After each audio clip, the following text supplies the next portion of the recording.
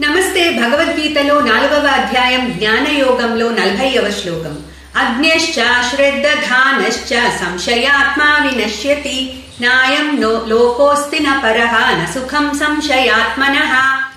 ఇప్పటి వరకు భగవానుడు జ్ఞానం యొక్క ఇంపార్టెన్స్, ఎవరు ఆ జ్ఞానాన్ని పొందగలుగుతారో చెప్పారు. ఈ శ్లోకంలో ఎవరు పొందలేరో చెప్తున్నారు. ముగ్గురు గురించి చెప్తున్నారు. అజ్ఞశ్చ శ్రద్ధధానశ్చ సంశయాత్మ. ముగ్గురు ఎవరు? అజ్ఞశ్చ అంటే ఎవరికైతే వివేకం ఉండదో, ఆత్మ అనాత్మ, తర్వాత రియల్ అన్రియల్ కి వివేకం హీనుడు, వివేకం లోపించిన మనిషి. అట్లాగే అజ్ఞశ్చ శ్రద్ధ లేనివాడు. శ్రద్ధ అంటే విశ్వాసం లేనివాడు, అంటే ఈ మన శాస్త్రాల యందు, అట్లాగే ఆత్మ యందు, పరమాత్మ యందు విశ్వాసము శ్రద్ధ లేనివాడు.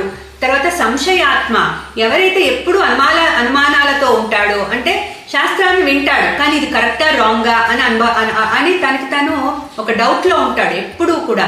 అంటే విశ్వాసం లేనివాడికే ఈ అనుమానం ఉంటుంది.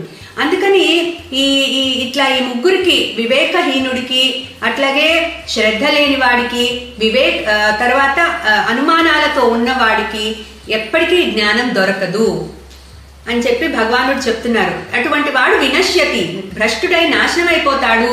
అంటే హీ కెనాట్ ఎలివేట్ హిమ్సెల్ఫ్ అని చెప్పి చెప్తున్నారు. నాయం న అయం, అటువంటి వాడు లోకోస్తిన పరః న సుఖం సంశయాత్మనః, అటువంటి వాడు ఈ లోకంలోనే కాదు పరలోకంలో కూడా సుఖాలని పొందలేడు అర్జున. సో అందుకని నువ్వు శ్రద్ధ కలిగిన వాడివై, అట్లాగే ముందు శ్లోకంలో చెప్పినట్టు శ్రద్ధ కలిగిన వాడివై దీక్షతో, సెల్ఫ్ కంట్రోల్తో నువ్వు ఈ జ్ఞానాన్ని పొందు అని చెప్పి భగవానుడు చెప్తున్నారు. క్లీం కృష్ణాయ నమః.